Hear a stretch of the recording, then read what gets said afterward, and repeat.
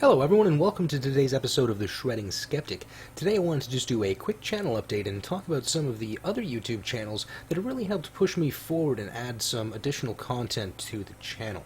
So first and foremost, I wanted to talk about BC from Alloy 7. Now, BC's channel has been instrumental in getting me up and running on YouTube and teaching me all about creating value. So if you guys haven't had a chance to check out BC's stuff, I would definitely recommend it if you are new to the YouTube scene and perhaps looking at starting your own channel, because some of the lessons and wisdom that he provides here will be instrumental in getting you guys up and running. Another channel that I wanted to talk to you guys about today was RishyCupTV. Rishy is new to YouTuber, just like me. We got started, I think, back in April around the same time, and she's taught me a lot about growing my authenticity as a YouTuber and really just learning to connect with other people. Now, this is something that's never really been all that easy for me, and I guess she's helped me to grow the courage to, continue to put my face on the internet and talk about things that I find interesting. Finally, my buddy Simply Strength.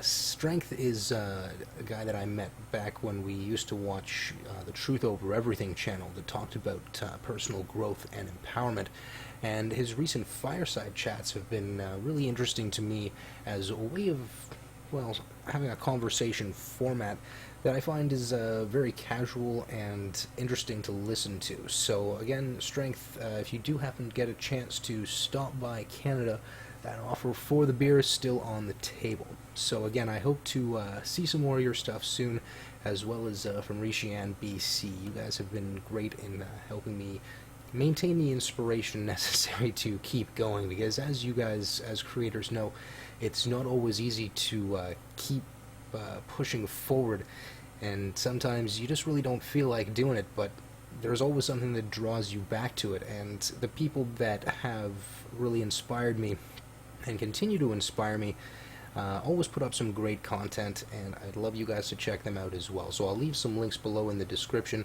if you guys wanted to take a look. Next up, I just wanted to take a quick lap around Imola in the Ford Focus ST to just talk a little bit about what it is that I like so much about sim racing and see if I can drive and talk at the same time. So let's see how that works out.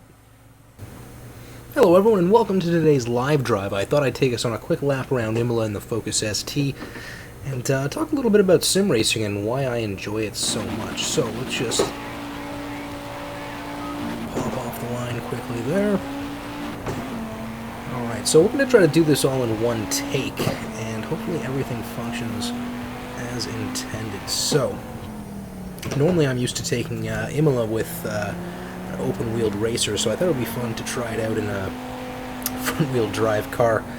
It's similar to my own. I don't have an ST, I have the SE version. It's a little bit more of a civilian model, but this definitely feels very similar. The the taxing on the front wheels by having to have them steer, drive, and do most of the braking is kind of a familiar feeling, but this car is much more powerful. So we're just going to try to work our way around Imola here and do a little bit of a chat about what is so relaxing about sim racing. First and foremost, the focus, so to speak, that you require in this game kind of forces you to stop thinking about everything else, and with trials and tribulations that we often have in our daily lives, it's nice to have a game that really takes so much of your focus that you can't really think about too much else. Now, I'm not going to really say that I have all that much to complain about, but again, I've found that when we almost run out of things to complain about, we're hardwired to go about finding things to complain about. So as things, you know, become a little bit more predictable and routine, one runs into, you know, sort of an existential crisis of sorts, where finding meaning within the routine of life can become a bit of a challenge. So that's why I really like to jump into the racetrack every now and then to get the kind of gratification from sometimes navigating these tracks successfully, and when not, learning from the mistake and figuring out how to go about it better the next time. Now, some people ask whether or not this kind of a game is a waste of time, but I did have a chance to test my mettle on the racetrack at a bachelor party last weekend, and it turns out that I was able to place within the top 10 percentile on my first time out of the 9,700 people or so who have taken a lap around that track. Now, the brakes in this Focus are not quite as sharp, so I should probably start braking a little bit earlier. But one of the things that I didn't account for as much was having to sit there and suck on the exhaust pipe of the guy in front of you. Sorry about that. Because I found that right afterwards, I was actually very, very nauseous from having to do that. It was an indoor track, so I don't imagine it would be the same if we were outside, but definitely something to keep in mind. I might want to wear a mask or something next time underneath the helmet.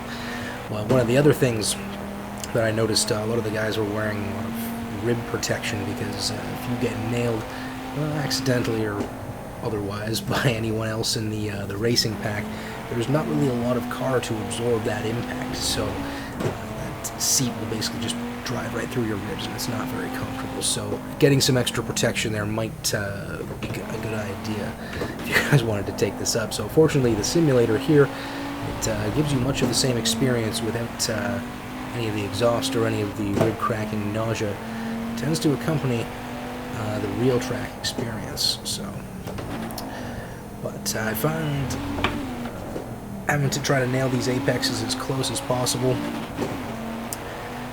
it definitely takes a lot of your focus, and it's a lot of fun because it's gratifying to be able to start shaving seconds off of these lap times, developing a strategy over the course of a race. Yeah, there we go. I was able to get on the brakes a little bit earlier that time. And all set. So this was just a quick overview of, a couple of the things I like about sim racing, and I was hoping to do this all in one take. So if you guys do like a little bit of sim racing, maybe post in the comments some other tracks you'd like to see, and we'll take a look at those as well. So thank you for tuning in to this quick episode of the Shredding Skeptic.